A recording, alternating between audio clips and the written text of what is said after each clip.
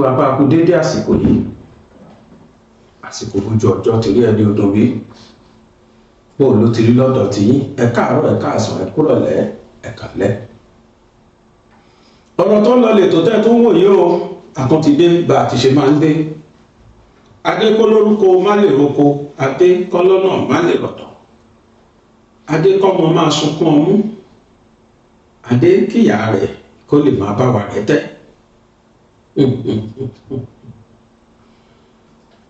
ètò bá bẹ̀rẹ̀ ètò ọ̀rọ̀ tó lọ, ètò tá a ti ń yànnàná, tá a ti ń tàṣírí àwọn tí wọ́n sọ pé ilẹ̀ Yorùbá ò ní délẹ̀ rírí.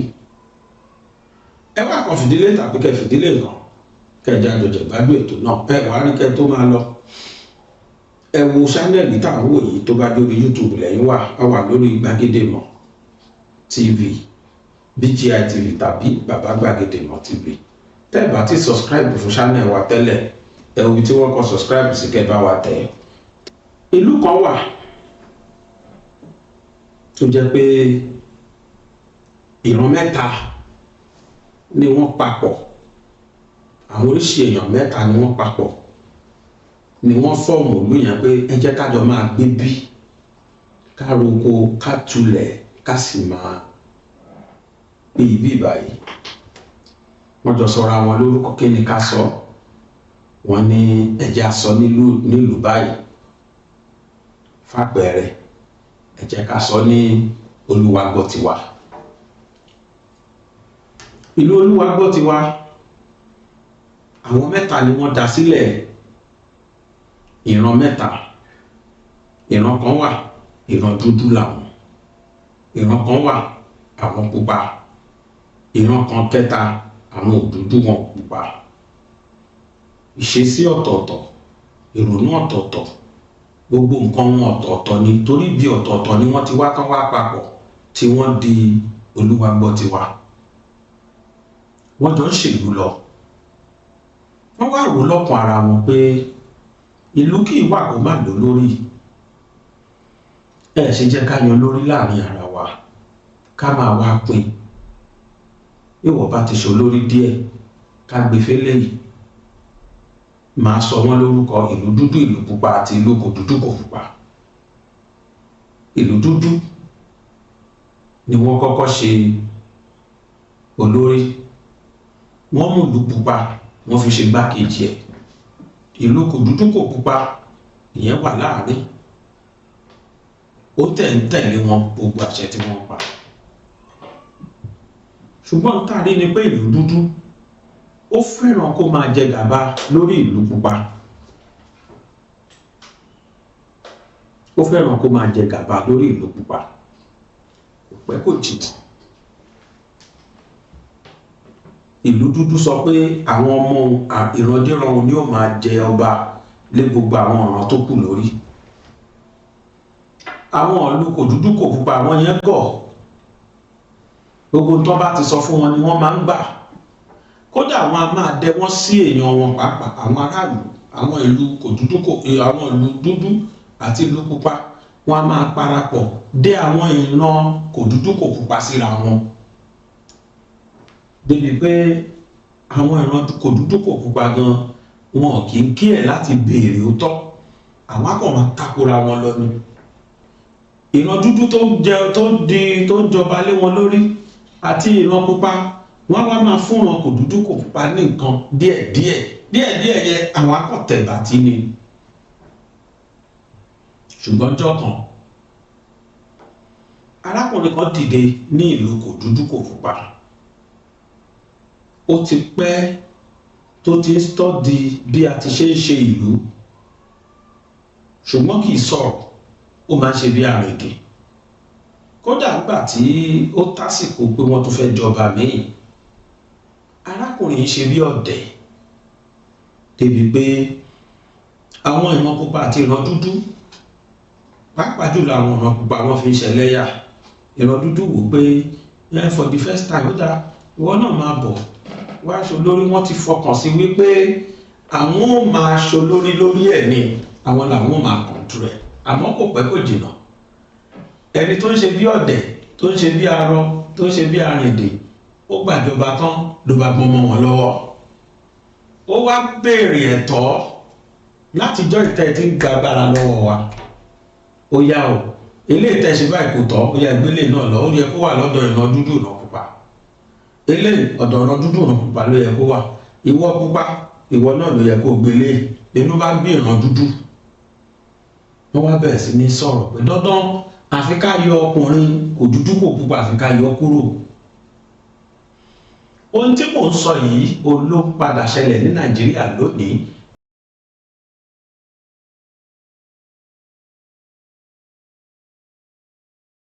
Politically ambitious came in and threw us out. That is how we parted ways with him. In other words, what Galadima revealed simply confirms what many Nigerians had suspected for years.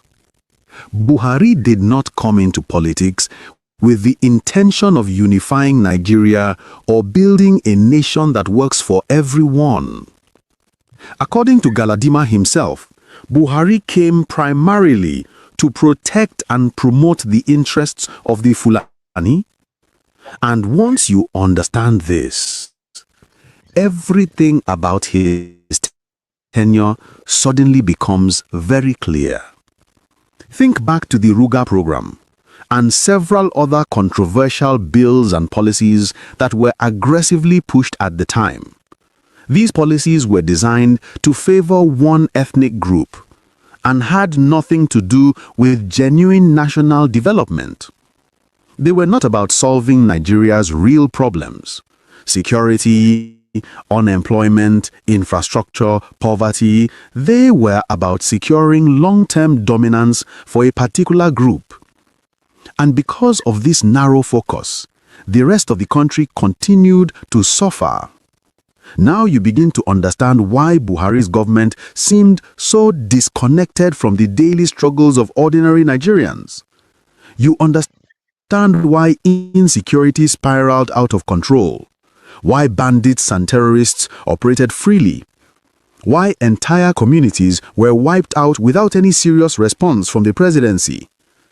Many said he was not always aware, but the truth is that he simply did not consider the lives and concerns of other Nigerians a priority. It also explains why a Nigerian president would abandon the broken infrastructure within his own country, yet approve billions for a railway project to another country, while many parts of Nigeria had no functional railway lines. The message was clear. His loyalty and emotional investment were not in Nigeria as a whole. And of course, we cannot forget the infamous dot comment about the Southeast, where he practically dismissed an entire region and then went further to say they would be taught in the language they understand. That statement was so divisive, so reckless, and so unbecoming of a leader that Twitter had to suspend Buhari's account. Imagine that, your born president being suspended for hate-filled rhetoric against his own citizens.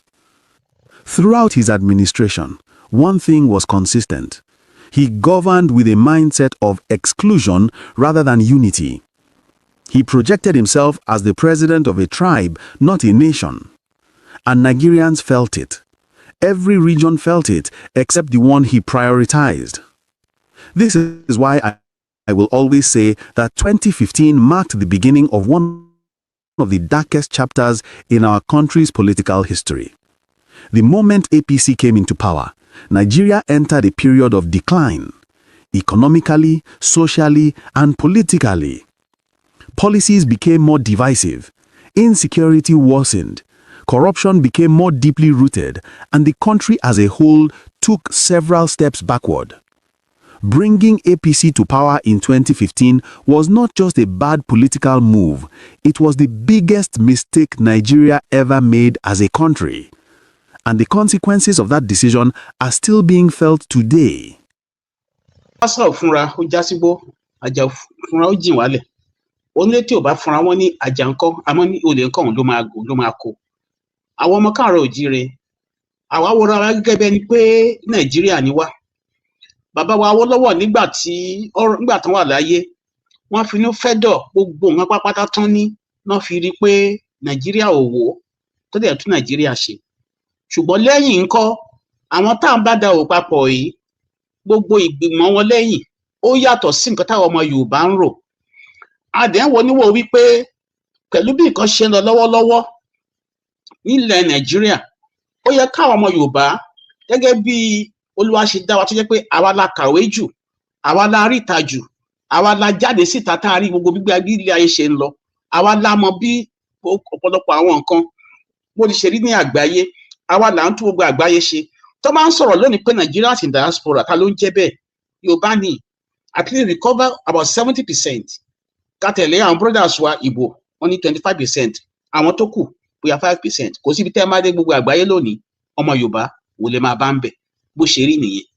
It's not politics, it's just an evidence that Yorubas are the real one that God has made special in the quest for the emancipation of the black race in the entire world. Ṣùgbọ́n gbogbo bí Olúwa ti dá wa yìí láti wá tún ìrìn àjò ayé dúdú ṣe ní àgbáyé, ọmọ Yorùbá ẹ̀yin bàbá wa ẹ̀ ń sùn ẹ̀ fi ẹ̀mí rìn láti mọ̀ wípé your existence to this world ó beyond wípé ká máa jẹ gúdújẹrá ní abẹ́ Nàìjíríà, nítorí pé gbogbo nǹkan tó yẹ ká lò láti fi tú gbogbo ilé ayé ṣe, ká fi gba gbogbo àgbáyé pátápátá, ká fi gbà wọ́n kúrò nínú ìgbèkùn, gbogbo àwọn kan inú Olúwa kó lé Yorùbá lọ́wọ́ tí àwọn kan tó ń dẹ̀ wá láti wá fi ọ̀bẹ ẹ̀yìn láti wá fi jẹ wá ní iṣu. Gbogbo àwọn àlàyé tá à ń ṣe yìí a fẹ́ ká mọ̀ wípé tí àwa kan bá fárígá tá ní pé a fẹ́ jẹ́ ara Nàìjíríà mọ́, àti pàápàá táwọn bàbá wa kan bá wà tán bá ń tà wá síta tí wọ́n rò pé Nàìjíríà kan lè dá ní ọjọ́ iwájú, àwọn tán bá wa tayò yìí ó yé wọn ju bó ṣe yé àwa lọ, nítorí pé wọ́n ti sọ wá di ọmọ ọ̀dọ̀, wọ́n ti sọ wá di gbẹ̀wù dání. Ṣùgbọ́n táwọn bàbá wa tí wọ́n ní ìfúnra, a dẹ̀ ń ṣe àwọn àlàyé ọ̀rọ̀ yìí wípé kò sẹ́ni tó lè gba ọmọ Yorùbá là, ìṣọ̀kan ìfẹ́ láàrin ara wa nìkan la lè fi kóra wa jọ ní ojú kan láti jẹ ogun yìí ká lè ṣẹ́gun. Torí pé tí a bá gbé ìgbésẹ̀ tí wọ́n bá fi máa rí ọdún díẹ̀ síbi tá a wà yìí, òótọ́ ọ̀rọ̀ òní ká má sọ ohun Ọlọ́run Elédùmarè kó má jẹ́ kí ilẹ̀ Yorùbá kó di ìdàkudà. Gbogbo alámọ̀ àwọn nǹkan tó ti ń ṣẹlẹ̀ látẹ̀yìnwá nípa ọ̀rọ̀ Nàìjíríà. Nígbà tí Buhari bọ́ sí ìjọba ní 2015, ó fún aláwọ̀ signal kan wípé I belong to everybody and I don't belong to everybody. Mi ò rántí bó ṣe put the phrases yẹn mọ́. However, lẹ́yìn ìgbà tó bọ́ sí ìjọba, ó ń gbé àwọn ìgbésẹ̀ ńlá kan tí ò yí àwọn èèyàn gbà yàn. la fi mọ bá ilẹ̀kẹ̀ la fi mọ jòjì èdè wa làmì ìdánimọ̀ wa. pẹ̀lú ìgbìmọ̀ kí èdè Yorùbá kó má dohun ìgbàgbé kó má dohun àfisẹ́yìn tí gun fi sọ. ọ̀mọ̀wé Gbénga Fágbọnú ti kó o jáde. dictionary Yorùbá aláwòrán kúnlẹ́kàkì okùn fọ́fọ́ láti ìbẹ̀rẹ̀ dógún ló ṣàtúpalẹ̀ àwọn ọ̀rọ̀ Yorùbá tó ta kókó pẹ̀lú àlàyé lẹ́kùnrẹ́rẹ́ látẹnu olùkọ́ àgbà. kò ṣe é mà níní fún gbogbo ọmọ Yorùbá o, àgbàlagbà tàbí àwọn ọmọdé ìsẹ̀yìn. àwọn àkójọpọ̀ ọ̀rọ̀ Yorùbá tó ta kókó tó lé ní 13,000 pẹ̀lú àwọn àwòrán tí yóò mú òye ọ̀rọ̀ yéni ní kankan. dictionary Yorùbá ti wà jákèjádò ilé ìtajà àti ilé ìkàwé jákèjádò àgbáńláyé. fẹ̀yìn tẹ́ ẹ fẹ́ rà tàbí tẹ́ ẹ fẹ́ kó lẹ́kọ̀ọ́ janturu. ẹ̀yin tẹ́ wà ní United Kingdom, ẹgbẹ́ kò sí ìyáàfin Dorcas Amusan Fagbonu ní 119 Little Houghton Lane, Bradford BD5 OHT tàbí kẹ́ ẹ pè wọ́n sórí ẹ̀rọ ọ̀bánisọ̀rọ̀ yìí +447412225557. ẹ̀yin torílẹ̀-èdè Nàìjíríà ìrọ̀rùn ló bá dé o. ní ìpínlẹ̀ Ògùn ẹ máa kàn sí bàbá gbàgede ìmọ̀ tẹlifíṣàn tàbí kẹ́ ẹ pè wọ́n sórí ẹ̀rọ ọ̀bánisọ̀rọ̀ yìí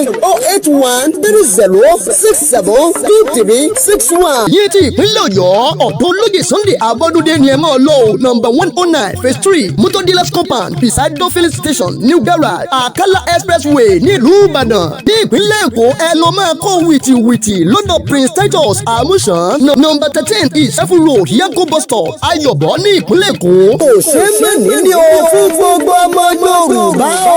Kí ni ìgbésẹ̀ tó gbé? Ó kọ́kọ́ gbé the military headquarters, ó gbé kúrò l'Àbújá, ó gbé lọ sí ibo, ó gbé lọ sí Maiduguri. Kí ni ìdí tó sọ? Ó ní nítorí àwọn Boko Haram kó lè gbìyànjú láti lọ gbógun tì wọ́n. Ṣùgbọ́n ṣé láti ìgbà tí fún odidi ọdún mẹ́jọ tí Buhari fi ṣe ìjọba ǹjẹ́ a rí àmì pé ó gbógun ti Boko Haram? Ẹ̀sìn yẹn níní. Èkejì ni wípé tí a bá gbàgbé tí iye wa tí ò bá ṣàkólọ gbàrà tí Buhari bọ́ sí orí ìjọba kí ni àwọn nǹkan tó tún ṣe? Ó gbé ìgbésẹ̀ tó jẹ́ pé ní àkọ́kọ́ nígbà pẹ̀lú gbogbo ìtàn Nàìjíríà ó kó agbára láti ṣe kí ni fún both in security and in aspect of criminal fight. Ó militarize the entire nation tó yẹ pé ó kó àwọn sójà ó kó wọn sí ìta. Ó gbé agbára lé àwọn sójà lọ́wọ́ kàkà kó gbé agbára láwọn ọlọ́pàá lọ́wọ́, àwọn sójà ló gbé agbára lé lọ́wọ́. Àwọn sójà tó jẹ́ pé ní gbogbo ìlú tó bá jẹ́ pé ìlú tó ní ètò, sójà ò kì í gbé ìgboro nítorí pé ogun ni wọ́n ní káwọn sójà pé kán wá jà fún ìlú kí ìlú kó má ṣe parun.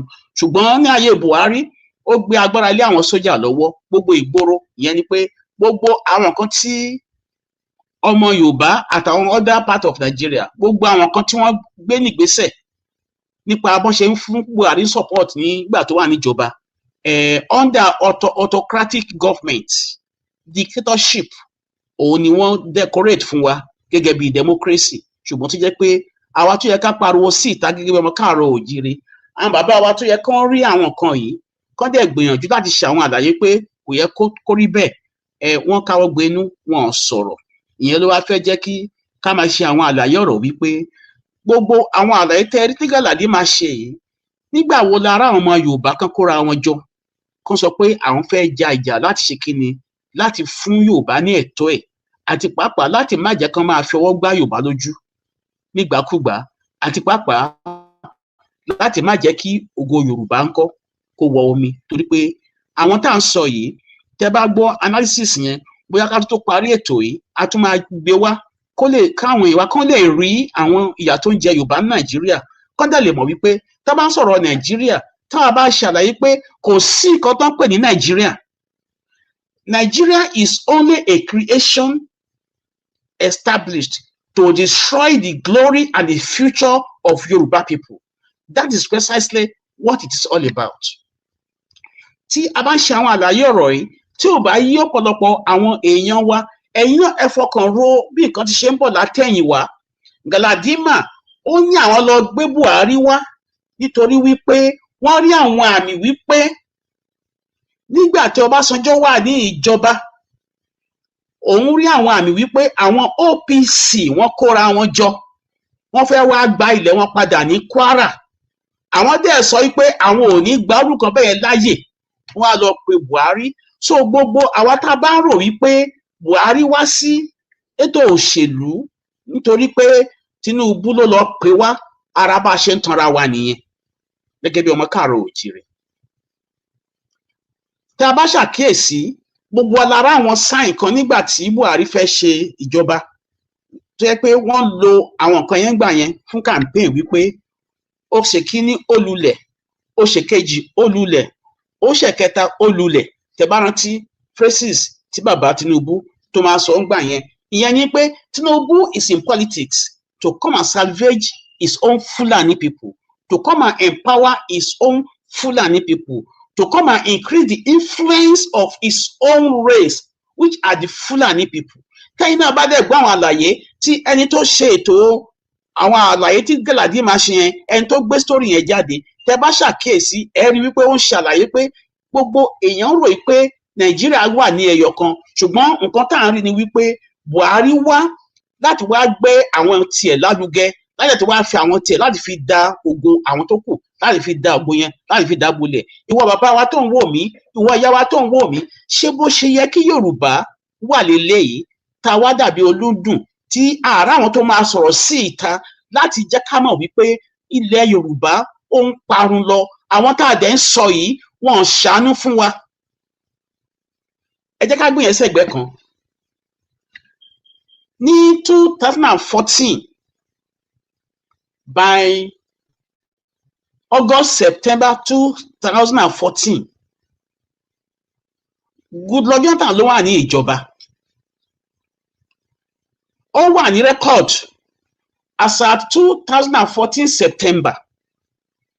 Ó wà ní inú ìwé ìròyìn ní gbogbo ibi ńgbà yẹn wípé àwọn automobile industries 5 ni wọ́n padà wá sí àgbára. Wọ́n fẹ́ bẹ̀rẹ̀ sí ní ṣe kíni láti máa bẹ̀rẹ̀ sí produce automobile vehicles padà. Ìyẹn ni pé àwọn ògo àtijọ́ ó fẹ́ padà wá sí Nàìjíríà nítorí pé as at that time iná ti bẹ̀rẹ̀ sí ní regular. Àwọn ọ̀pọ̀lọpọ̀ nǹkan tí Buhari Jonathan tó máa fi jẹ́ kí iná kó wá 24 hours ó ti kó gba àwọn kan wọlé pé tóun bá lè second term gbogbo àwọn ètò tóun máa ṣe láti má jẹ́ kíná lọ ní Nàìjíríà mọ́ gbogbo àwọn ètò yìí pé òun á lè gbégbésẹ̀ lórí ẹ̀. Ṣùgbọ́n àwọn ìkà tó ń fa Nàìjíríà sẹ́yìn yìí, àwọn tó ń fẹ́ kí Nàìjíríà gbérí, àwọn tó sọ Yorùbá di ọmọ ọ̀dọ̀ tó sọ Yorùbá di ẹrú yìí, wọ́n gbé ìgbésẹ̀ láti ṣe kíni láti fi gbogbo àwọn nǹkan tí Jonathan tó ti ṣe sílẹ̀, gbogbo ọ̀nà tí Jonathan ti gbà láti gba Nàìjíríà kúrò ní ọwọ́ ìyà nípa pé kò sí iná 24 hours. Àwọn APC wọ́n kóra wọn jọ. Tábàdé rántí bó ti ṣe àwọn àlàyé ọ̀rọ̀ yìí rí wípé àwọn tá à ń sọ yìí, àwọn Galadima ń kó yìí, wọ́n ti ní àwọn bàbá ní ìgbẹ́jọ́ tán lọ máa ń sábà. Òun la ṣe ń ṣe àwọn àlàyé fún wa wípé tọmọ Yorùbá bá rò wípé àwọn kan wà tó jáná dáná tí wọ́n lè sọ wípé wọ́n fẹ́ kí Yorùbá kó ní ìlọsíwájú tàbí kí Yorùbá kó ní tẹ̀síwájú within Nigeria, wọ́n tanra wọn jẹ ni. Táwọn kan bá wá rò wípé ìbò tó ń bọ̀ yìí Tinubu ló máa win nìyẹn, lágbára ṣe Ọlọ́run á jẹ́ kó rí bẹ́ẹ̀. Ṣùgbọ́n wọ́n ní ó ń bọ̀ àwọn là ń dẹ́ẹ̀dẹ́. Igi gangan máa gúnni lójú, òkèèrè láti ń wò ó. Àwọn ṣe àwọn àlàyé ọ̀rọ̀ yìí kì í ṣe nítorí pé bàbá wa Tinubu bóyá à nífẹ̀ẹ́ wọn, ṣùgbọ́n Yorùbá nation ó ju Tinubu lọ. Yorùbá nation ó ju gbogbo àwọn àgbààgbà wa lọ. Oore ọ̀fẹ́ la rí gbà tí ò jẹ́ kán ti sọ Yorùbá dilẹ̀, nítorí pé àwọn kọ́kọ́ ti lọ látẹ̀yìnwá nípa ọ̀rọ̀ Yorùbá tó jẹ́ wípé ó jẹ́ kẹ́rù bà ọ̀pọ̀lọpọ̀ àwọn èèyàn, nítorí wípé ní 2021 to 22 ni wọ́n ti fẹ́ wá overrun wa nílẹ̀ Yorùbá, ní ethnic cleansing ti fẹ́ ṣẹlẹ̀. Gbogbo àwọn ìgbésẹ̀ yìí ti wá látẹ̀yìnwá tó jẹ́ pé àwọn bàbá wa ó yẹ káwọn náà ní ìgbìmọ̀ ní abẹ́lẹ̀ láti máa wò wípé táwọn northerners tó bá tẹ̀ ní bàbá ìgbẹ́jọ́ tó lọ ń sábà, ṣé tó pé àwọn kan wà tó ń pè ní kàbá tó jẹ́ pé àwọn ni wọ́n ń dìtámì bí Nàìjíríà ṣe máa rí, àwọn dẹ̀ ni wọ́n gbé agbára yìí tó ń jẹ́ kó kúrò lọ́dọ̀ wọn. Ṣé kò yẹ káwọn ọmọ Yorùbá náà kán lè ronú wípé ìgbésẹ̀ wo làwa náà lè gbé láti rí pé àwọn agbára tán nìyí, ọgbọ́n tí wàá jù bẹ́ẹ̀ yẹn lọ, òye Yorùbá jù bẹ́ẹ̀ yẹn lọ, ìmọ̀ wá jù bẹ́ẹ̀ yẹn lọ, láti jẹ́ káwọn kan kó máa tẹ̀ wá báṣubàṣu kó máa sọ wá di aláìlágbára. Òun la ṣe ń bẹ̀bẹ̀ wípé gbogbo ìgbésẹ̀ tó yẹ kọ́mọ Yorùbá gbé tí plan A bá wà, ó yẹ ká gbọ́dọ̀ máa ní plan B. Ṣùgbọ́n gbogbo ọmọ Yorùbá á kó gbogbo ẹyin wa á kó sínú apẹ̀rẹ̀ kan ṣoṣo tó jẹ́ pé tó bá jábọ́ gbì ó parí nìyẹn, àrírí kan ṣàánú ẹ̀. We cannot be putting all our eggs in one basket every time. Where are our leaders as Yoruba people? Níbo ni àwọn olórí wa wà? Àwọn NGO ayé ìgbà yẹn níbo ni wọ́n wà? Ẹ ti gbọ́ lẹ́nu Galadima tẹ́nìkan bá sọ pé bóyá Tinubu ló gbé Buhari wá sí orí ipò, ara wa là ń tàn. Ó ní àwọn ti ní àjẹ́ndà wọn, àì máa play kí ni ẹ̀ fi tẹ́ ara yín gbọ́, ó ní wọ́n ti ní àjẹ́ndà wọn tẹ́lẹ̀tẹ́lẹ̀, and the agenda is obvious, which is Fulanization and Islamization of Nigeria. Wọ́n dẹ̀ ti ní àwọn bàbá ìgbẹ́jọ́ tí wọ́n tì wọ́n lẹ́yìn. Máa ṣe àwọn àlàyé ọ̀rọ̀ fún wa. 1980s ní Buhari ní bàbá Babangida ti gbé Nàìjíríà wọ OIC, Organization of Islamic Conference. Tó mo rántí gbà yẹn, gbà tí mo wà ní Punch, tó dàbí ẹni wípé 80 million la lọ san tó fi register Nigeria as member of OIC. Òun lè ṣe máa rí tó bá refer sáwọn Islamic countries lẹ́ni Nàìjíríà ó wà lára wọn. wọ́n lè máa hide ẹ̀ kó dàbẹ̀ ní pé kò rí bẹ́ẹ̀ nítorí pé the government the forces that is governing Nigeria is under, it's not feasible. Gbogbo nǹkan tá à ń rí lójoojúmọ́ lórí newspaper o ní local government o ní state, they are all make-ups, cosmetic dress-up ní gbogbo ẹ̀. Àwọn kan tó mọ lábẹ́lẹ̀ ó jù kan tá à ń rí lọ. Òun lẹ ṣe rí Tinubu tó ń ṣe àlàyé fún ẹgbẹ́ kí lórúkọ ẹ ti ń jẹ́ Madam Yesufu tó sọ pé òun kò sí nǹkan tóun lè ṣe nípa Boko Haram torí pé tóun bá ní kàn gbìyànjú láti counter Boko Haram wọ́n máa pa òun ni. Agbára wo ni Tinubu ní wọ́n ń tàn àwọn ọmọ káàárọ̀ òjíire, kò yẹ ká lè tanra wa náà. Àwọn àlàyé ọ̀rọ̀ yìí òun là ń ṣe fúnra, kò ń ṣe kí bóyá torí pé a nífẹ̀ẹ́ àwọn ìran kan, tá a bá nífẹ̀ẹ́ wọn a lè gbà wọ́n sí South ká máa ṣe wọ́n ká sọ wọ́n di ọmọ ìyá. Àwọn àgbà wọlé tán pé ẹ wá kẹ́ wá jẹun wọ́n wá mú wa lọ́wọ́ dání, ṣé bó ṣe yẹ kó rí nìyẹn? Kò yẹ kó rí bẹ́ẹ̀ rárá.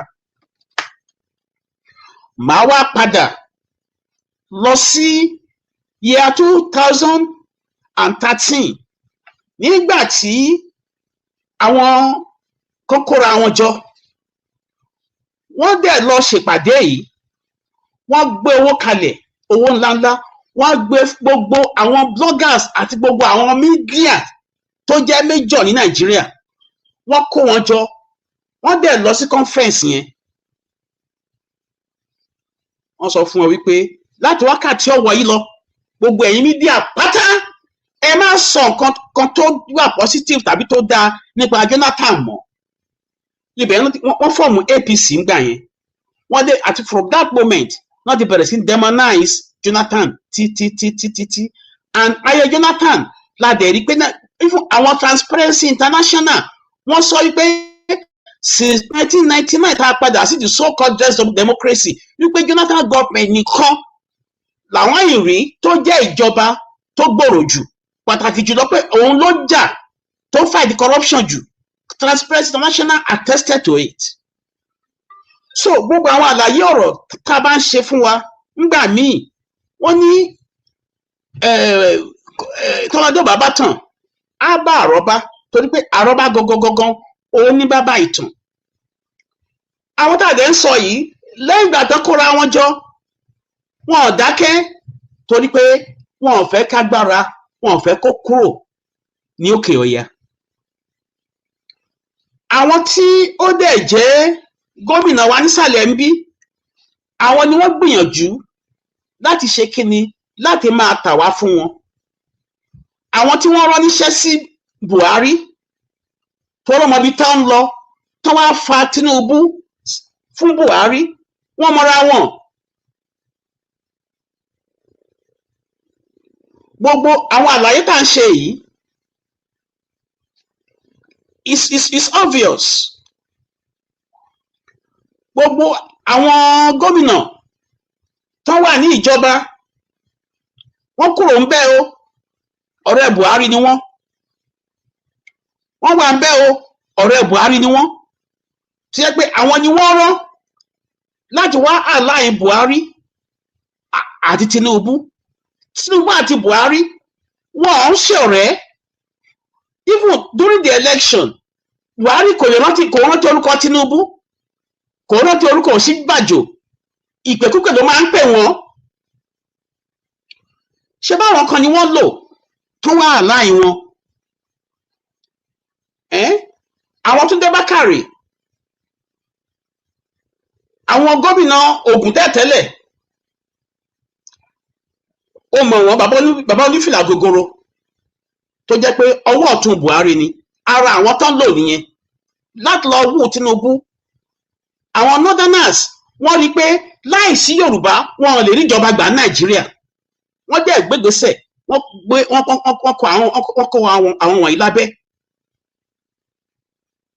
Gbogbo àwọn àlàyé tá a bá ń ṣe ṣé nítorí pé a nífẹ̀ẹ́ Nàìjíríà, ṣùgbọ́n wọ́n tí wọ́n bá jó ni tó bá jó ọmọ ẹni èèyàn àkọ́kọ́ gbọ́n tara ẹ̀. Ẹ jẹ́ ká wá tẹ̀síwájú ká tún wá wo àwọn ìgbésẹ̀ míì wo láti rí àwọn northerners tí wọ́n ń gbé nípa kíni, nípa bó ṣe máa rí wípé ìjọba ní Nàìjíríà kò bọ́ lọ́wọ́ wọn. ní 2014 gbogbo wa la tẹ́tí lóko tá a gbọ́ wípé 19 governors of the north wọ́n travel lọ sí Amẹ́ríkà títí di wákàtí ọ̀wọ̀ yìí ọ̀pọ̀lọpọ̀ nǹkan tó lọ sọ ní Amẹ́ríkà kò sẹ́ni tó mọ̀. If 19 governors of Nigeria travel to America tán lọ rí ìjọba Amẹ́ríkà ṣé ti rí pé àwọn tá à ń sọ̀rọ̀ wọn yìí wọ́n ní baba ń sàlẹ̀ wọ́n ní baba ní ìgbẹ́jọ́ àwọn tá à ń sọ̀rọ̀ wọn yìí they work on godfatherism tani godfather wọn àwọn náà lọ sábà so ìyẹn ni pé kó tó di pé gbogbo nǹkan ṣẹlẹ̀ ní Nàìjíríà àwọn òkè lọ́hùn wọ́n ti kọ́kọ́ ṣe é manifestation ẹ̀ òun làwa ń rí táàrọ̀ yìí pé wọ́n ṣe election Nàìjíríà gbogbo àwọn ọ̀rọ̀ wọ̀nyí they are on record kò sígbà kan tí àwọn other governors tí wọn kì í lọ láti lọ bá àwọn ìjọba Amẹ́ríkà àwọn tí ilẹ̀ Yorùbá dà where are our think tank group tó plan fún future Yorùbá gbogbo alárí ìgbésẹ̀ tí Galadima láwọn gbé láti má jẹ́ kí ìjọba kó bọ́ lọ́wọ́ àwọn òkè ọya àti pàápàá láti má jẹ́ kí Yorùbá kó gba Ìlọrin padà wọ́n gbé Buhari wá gbogbo apátápátá gẹ́gẹ́ bí ọmọ káàárọ̀ oòjíire ṣé ti rí ìrìn àjò ayé wa bó ṣe rí ṣẹ́yìn náà ti rí gbogbo ọ̀nà tí àwọn èèyàn ń gbà láti máa ṣọ́ amẹ́rẹ̀ tó dẹ̀ jẹ́ pé àwọn bàbá wa tí wọ́n jẹ́ engine room fún ilẹ̀ Yorùbá àárí wọn ṣé bó ṣe yẹ kó rí nìyẹn èèyàn ọmọ káàárọ̀ oòjíire gbogbo àwọn nǹkan tá à ń sọ lónìí tẹ́nìkan bá rò pé ètò òṣèlú Nàìjíríà ó wà nọ́mà ara wa là ń tàn ibi la wà nígbà tí El-Rufai kó tó di wípé ó kúrò ní governorship of Kaduna gbogbo wa lára àwọn ìgbésẹ̀ tó ń lọ àwọn club kan lẹ́kọ̀ọ́ wọ́n invite Buhari wọ́n invite El-Rufai wá sẹ́kọ̀ọ́ nígbà tó ń ṣe anniversary ibẹ̀ ni El-Rufai ti give speech tó ń sọ wípé òun ò lè jẹ́ kẹ́nìbọ̀dì tó jẹ́ drug dealer kan kó wá jẹ́ deputy ẹ̀ nígbà tó sọ pé tí Tinubu tẹ̀ lóun fẹ́ ṣe president lọ́jọ́ iwájú ṣé ò lè bá ṣiṣẹ́ ó lóun ò lè bá ṣiṣẹ́ ṣùgbọ́n nígbà tí politics dé ṣẹlẹ̀ pé káàpù Tinubu ló lọ dúró sí so this is how the northern this is how they play horse wọ́n mọ̀ nǹkan tó ń ṣe gbogbo nǹkan tó ń fẹ́ ni pé kágbára wà ní north ìbá àjágùntàn ló máa jẹ́ president wọn they will all come together and support him that is the way they are they know how to play the politics and they know how to outstage Yorubas torí wọ́n yìí pé tó bá ti pe àwọn kan láàrin wa tó kówó lé wọn lọ́wọ́ wọ́n máa tà wá. Buhari go to government ó militarize the entire Nigeria ó kọ́ military sí gbogbo ìgboro ìgbà tá à ń sọ̀rọ̀ nípa EndSARS àwọn state government wọ́n lágbára lórí federal military torí pé president ni commander in chief of the armed forces ṣùgbọ́n nígbà tó máa dín pẹ̀lú Yorùbá kí ni wọ́n ṣe gbogbo wọn ṣe pa àwọn ọmọ ní Lẹ́kì lẹ́kọ̀ọ́ wọ́n yí lé Tinubu àti Sanwó-Olú wọ́n yí lé wọn lórí pé àwọn ni wọ́n ọ̀dà ẹ̀ whereas àti Abuja ni ọ̀dà ti wá torí pé state governor can't control the military so it goes to show wípé Buhari fúnra ẹ̀ òun ló ọ̀dà nǹkan tó ṣẹlẹ̀ yẹn likewise nígbà tí wọ́n lọ attack ilé Sunday Igboho it has got nothing to do with state governments so kí ló dé tí àwọn bàbá wa nílẹ̀ Yorùbá kí ló dé tí wọ́n lè wọ̀n wípé Nigeria does not even ká tiẹ̀ wá assume wípé a tiẹ̀ ní àwọn kankan tá a lè gbẹ́kẹ̀lé pé Nigeria exist why is it that there is no any unique plan láti rí wípé ilẹ̀ Yorùbá ò mẹ́hẹ ní abẹ́ Nigeria à ń ṣe àwọn àlàyé gbogbo nǹkan tó happen during the APC era àwọn Yorùbá kan ni wọ́n lò àwọn Ìbíkúnlé Amósù àwọn Pastor Bakare àwọn ni wọ́n align wọn. This man had already been there to come and salvage the Fulanis in Nigeria. Òun lágbọ́dọ̀ ní Galadima ẹ̀ kò ń ṣe pé bóyá Tinubu ló lè ṣe lọ fa Buhari wá ṣùgbọ́n they are playing that politics with us kó lè máa múnú wá dùn. Gbogbo wa la rí pé nígbà tí Buhari bọ́ sí ìjọba tó bá ṣe ìpàdé there was a scenario tí wọ́n bẹ̀rẹ̀ pé where is the leader of APC? Buhari sọ fún wọn pé who are you talking about? I am the leader of APC. Nígbà tó wọlé tán ọ̀pọ̀lọpọ̀ àwọn ìgbésẹ̀ tí àwọn ará Yorùbá yìí ń gbé àwọn Yorùbá wọn ọ̀rẹ́ kàn pẹ̀lú wa. Tẹ́ bá já sọ̀rọ̀ kí gbogbo àsìkò yìí lẹ́gà Franca wọ́n bẹ̀ Fúlàní tàbí Haúsá ni wọ́n ń sọ. Gbogbo àwọn èèyàn máa débẹ̀ wọ́n máa bẹ̀rẹ̀ kúkọ́ wọ́n máa ṣe bí ẹni wọ́n máa bẹ̀rẹ̀ sí jẹ́ndó Fúlàní wọ́n máa bẹ̀rẹ̀ sí máa ká ṣe ń bẹ̀ ni. Gbogbo nǹkan ó yẹ kó ní send messages fún àwọn leaders wa kó lè mọ̀ wípé ó yẹ káwọn ọmọ káàárọ̀ oòjíire ó yẹ ká mọ̀ wípé a gbọ́dọ̀ ní several plans láti rí pé àwa fúnra wa gan a jáde nítorí pé ògo tí Olúwa gbé wọ ilẹ̀ Yorùbá inú Olúwa gan bàjẹ́ wípé kí ló ṣe àwọn èèyàn tèmi tí wọn ò ríran tí wọn ò rí nǹkan tí mo fẹ́ sọ wọ́n dà lágbàáyé tán lọ́ sọra wọn di ẹrú ní abẹ́ àwọn tí ò tó wọn inú Ọlọ́run ò dùn sọ́mọ Yorùbá.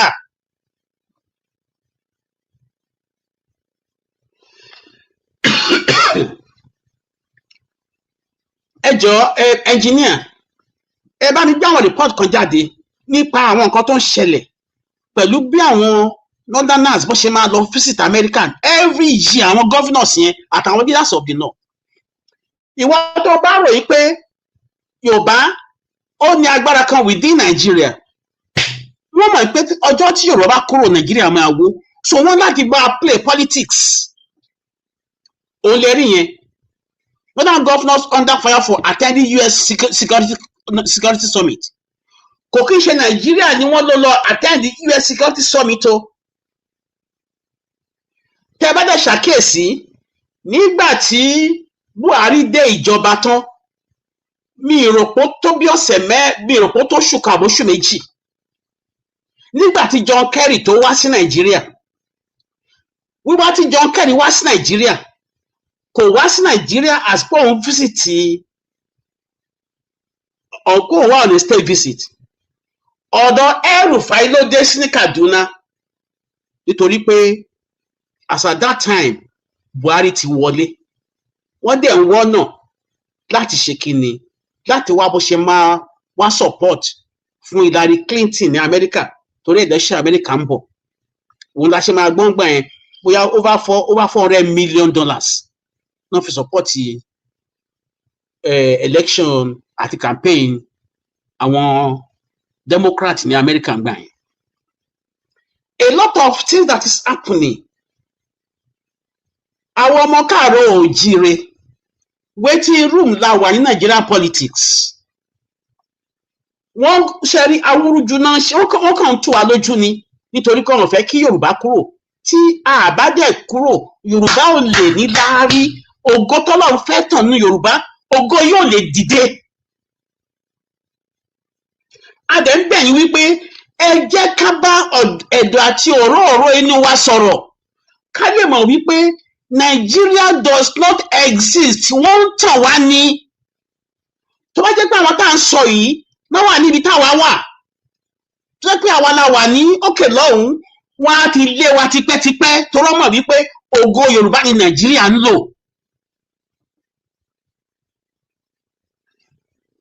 Àgbèrò kà sẹ́nikẹ́ni àkórìíra ẹnikẹ́ni ṣùgbọ́n à ń sọ wípé Yorùbá kì í ṣẹrú ọba ni wá aṣíwájú dẹ̀ ni wá tá a bá tẹ̀ ní pé a darapọ̀ mọ́ Nàìjíríà ṣé pẹ̀lú bí Nàìjíríà ṣe wà ṣé àwọn Galadima ń sìn ṣé wọn máa champion causes north ṣé wọn máa lọ́bì káàkiri àgbáyé láti rí pé ìjọba ò bọ́ lọ́wọ́ wọn òun lẹ ṣe rí wọn tó jẹ́ pé they are mortgaging Nigeria day in, day out. They want to retain the power and they will sell the last asset of Nigeria to retain that power. They want to retain power in Nigeria. I want to get power lọ́wọ́, I want to resources law, and that is how Nigeria is being destroyed. Tó jẹ́ pé our common people, ẹ̀yin èèyàn tẹ́ ń wò mí, àwa là ń jẹ ìyà ẹ̀. Nigeria is about the fourth or fifth richest country in the world. Gbogbo aládẹ̀rí ìgbésẹ̀ tó pọ̀lọpọ̀ àwọn ìlú ń gbé ní Áfíríkà wípé àwọn tó ń jẹ́ ọ̀tá yìí a fẹ́ bá wọn ṣe mọ́. Ṣùgbọ́n àwa Nàìjíríà látìgbà tá a ti rí Traore, ǹjẹ́ ẹ̀rí kan lè celebrate Traore Nàìjíríà nítorí pé we have been completely subjugated. Àwọn èèyàn ò lè sọ pé ẹni àwọn tó ń gbègbèsẹ̀ kí ìlú wọn kó tòrò láàrin ọdún méjì ẹ wo nǹkan tó ti ń happen ní Burkina Faso, ẹ wo ìgbésẹ̀ tí Mali àti Niger ń gbé, ẹ wo transformation tó ti dé ìlú wọn torí pé kò sí yàtọ̀ nínú nǹkan tó happen ní ìlú yìí àti Nàìjíríà. Ìyàtọ̀ kékeré tó wà ń bẹ̀ ni wípé indirect rule náà fi ń dì pẹ̀lú wa Nàìjíríà torí pé ọmọ inú àrùn síná wọ́n yan àwọn elite kan, wọ́n gbé agbára lé wọn lọ́wọ́, àwọn ìwọ̀nyí ni wọ́n sàyìn oríṣiríṣi fún wọn. Òun lè ṣe wọn tó jẹ́ wípé all the retired generals of the north ọ̀pọ̀lọpọ̀ ọmọ ló jẹ́ pé àwọn ni wọ́n ń tà wá torí pé wọn ò fẹ́ kí agbára kúrò lọ́dọ̀ wọn. Agbára tó dẹ̀ fẹ́ kúrò lọ́dọ̀ wọn yìí wọ́n láti pay price fún.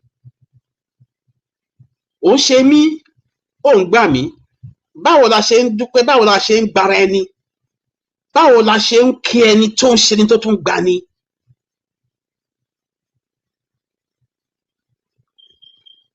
Ẹ bá mi tún gbé fọ́nrán mi jáde nínú àwọn àlàyé kan tá à ń ṣe ká lè ṣe àlàyé ẹ̀ fún àwọn èèyàn wa. Màá wá ka àwọn kọ̀ọ̀kan jáde fún àwọn èèyàn kan lè rí. Ẹ ṣeun. From countries which have demanded reparations over slavery. This would halt legal migration from 17 countries that are calling for financial compensation over Britain's role in the slave trade. The ban would block people from getting work, study and temporary visas.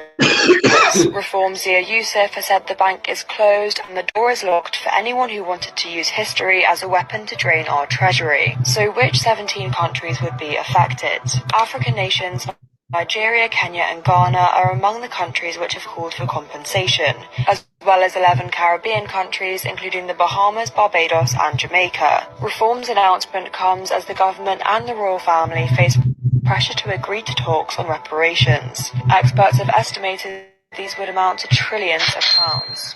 Starmer previously rejected reparations when meeting Caribbean nations at the Commonwealth Summit in 2024.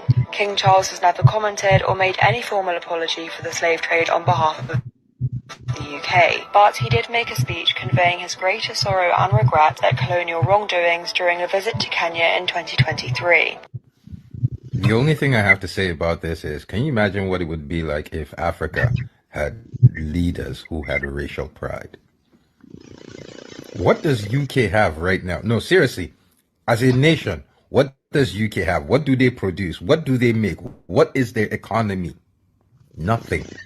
UK is a shell of its former self. These countries that you Reform UK is saying are not coming to UK anymore, shut UK out. Oh, really? Well, you don't get anything from us anymore. Nothing.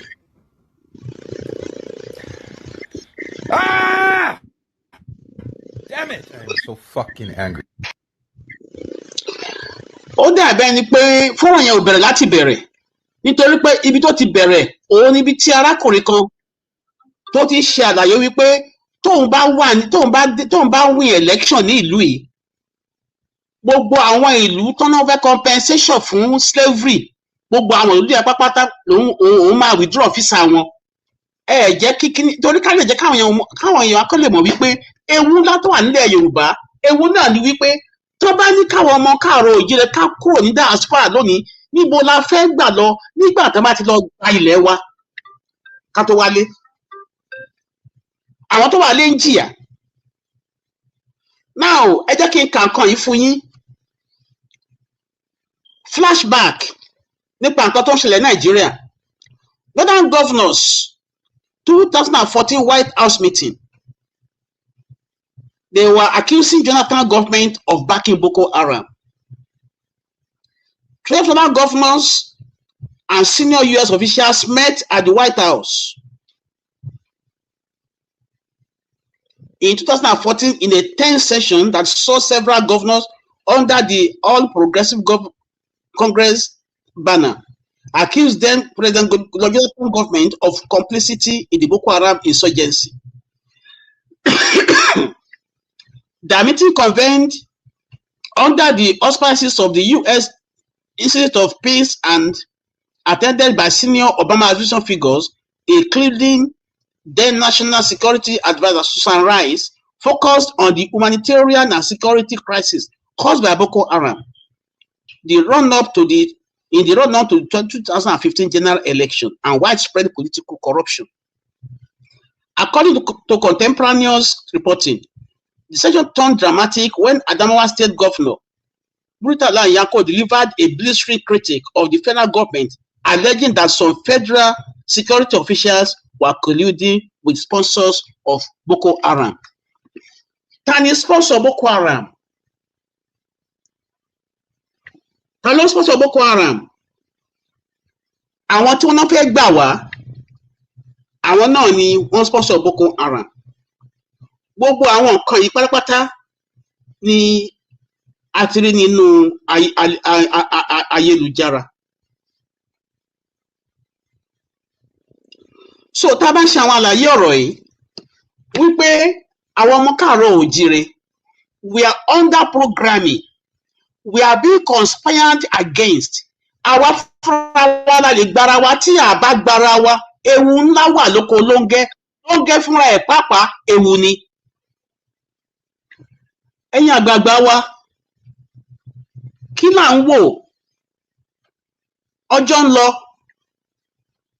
a dẹ̀ ń ṣe àwọn àlàyé ọ̀rọ̀ fún wa wípé tí a bá gbé ìgbésẹ̀, kò sí ẹ̀sùn kan rárá fún wa lẹ́yìn àpò, nítorí pé wàhálà tó ń bọ̀ yìí tí a bá fúnra wa ká gbìyànjú láti jà ìjà yìí, ewu wà lóko lóńgẹ́ fúnra ẹ̀ pàápàá ewu ni, nítorí pé wọ́n fi wá sáàárín, wọ́n wá ń jẹ wá bí iṣu. Ọ̀pọ̀lọpọ̀ àwọn ìgbésẹ̀ tí wọ́n gbé, òun ló fà á tó fi jẹ́ wípé àwọn tí wọ́n fi Boko Haram sí wa láàárín lẹ́yìn ìgbà tán lọ bá wọn tán, gbogbo àlàyé yẹn wà ní íńtánẹ́ẹ̀tì pé USAID gbogbo alárí, lẹ́yìn ìgbà táwọn governors yẹn lọ tán náà gbé agbára ní àwọn náà fún àwọn USAID láti wá dá Boko Haram sílẹ̀ Nàìjíríà. Bíbélì sọ fún wa wípé òtítọ́ nìkan ló lè mú agba òmìnira.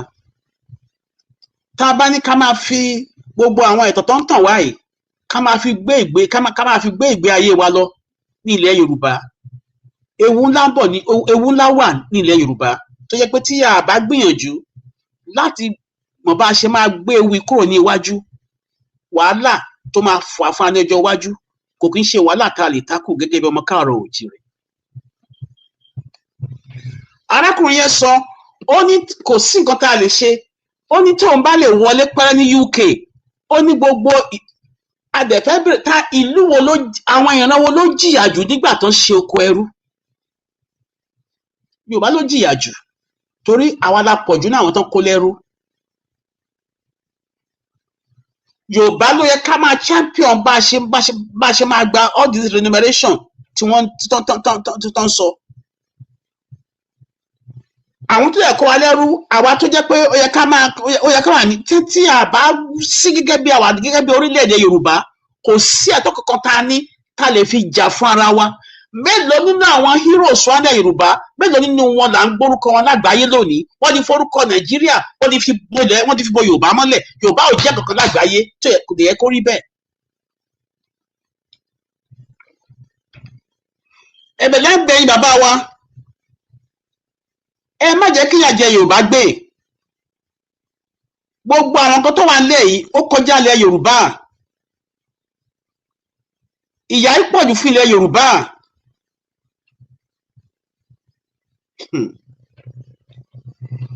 Tí a bá ń ṣe àwọn àlàyé ọ̀rọ̀ fún wa, tí àwọn ẹwà tí ò bá yé wọn, tá bá rò pé à ń pé gbogbo àwa tá à ń sọ yìí a fẹ́ support Tinubu ni, kò rí bẹ́ẹ̀ rárá, nítorí pé àwọn tó gbé Nàìjíríà lọ́wọ́ wọn ju Tinubu lọ. Ṣùgbọ́n wọn ò ní fẹ́ ká mọ nǹkan tó fẹ́ ṣe ń sìn, torí pé wọn fẹ́ káwa náà plan ahead. Ṣùgbọ́n ó yẹ káwa ọmọ Yorùbá ó yẹ ká máa plan ahead, torí pé nígbà tó bá délẹ̀ tán ọ̀nà wo la fẹ́ gbà láti jà fúnra wa nígbà tó bá délẹ̀ tán.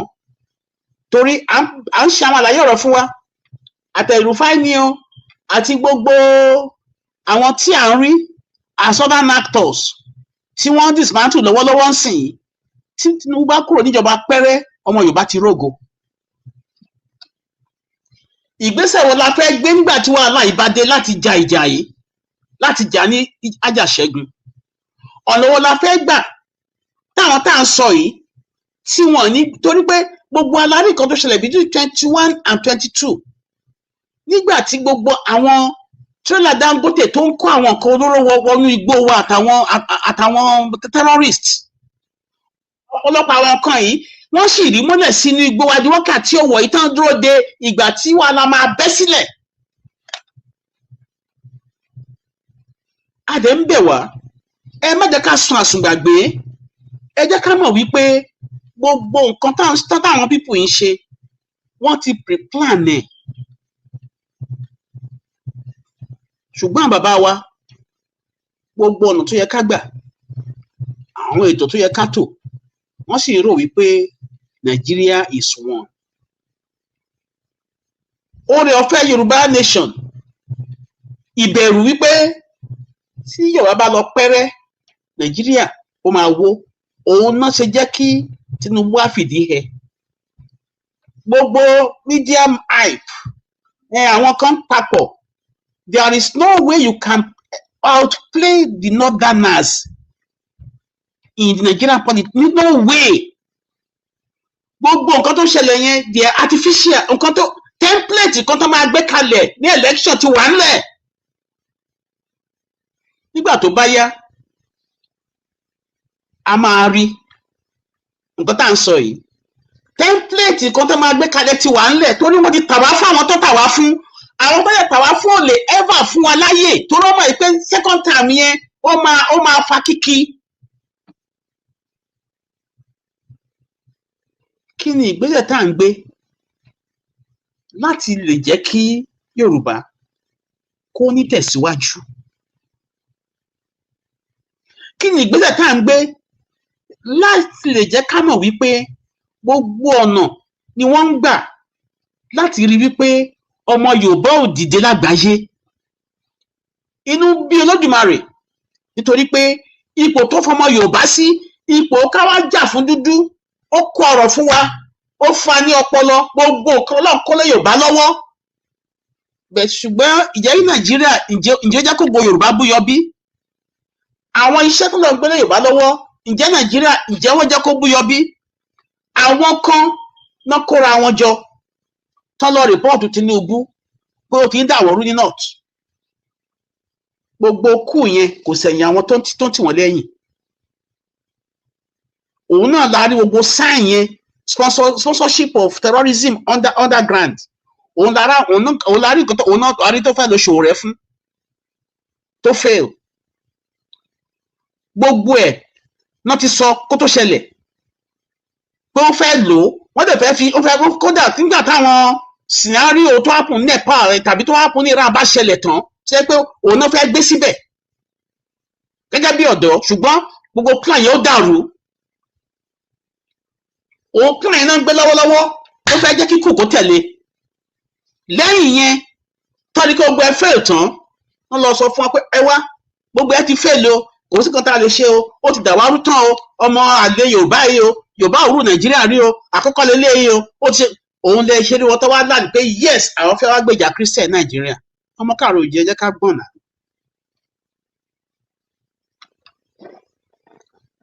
We should be thinking ahead. Our leaders should be thinking ahead. Kí ni ìgbésẹ̀ tá a máa gbé? Níbo ló yẹ ká yà sí? Kí làwa náà lè ṣe láti gbára wa? Tí Tinubu bá kúrò ní ìjọba pẹ́rẹ́, Yorùbá ti rógo. Kò dẹ̀ lè wà bẹ́ẹ̀ títí ayérayé. Ǹjẹ́ àti ẹ̀ ní emergency plan pé in the event of any eventuality, bóyá kú ni, bóyá unexpected circumstances ni. Ṣé àwa tó jẹ́ pé èmi Paul ìwọ Tàpólò yìí, báwo lẹnu wa ṣe fẹ́ kò láti gbé ìgbésẹ̀ ọmọ akin láti jà fúnra wa? Ọ̀nà wo la fẹ́ gbà?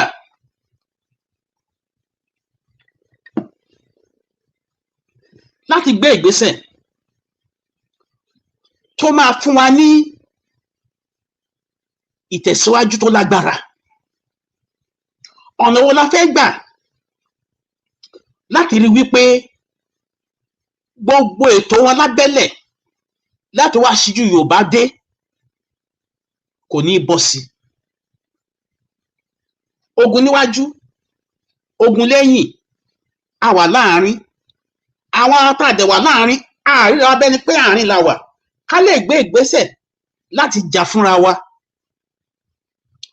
Ṣé ó yẹ kó rí bẹ́ẹ̀ bí? Gbàgede ìmọ̀ TV, níbi wọ́n ti ń dábìí ẹ̀dùn tí wọ́n ń rọ̀ bí òwú. Gbàgede ìmọ̀ TV, láti ń kọ́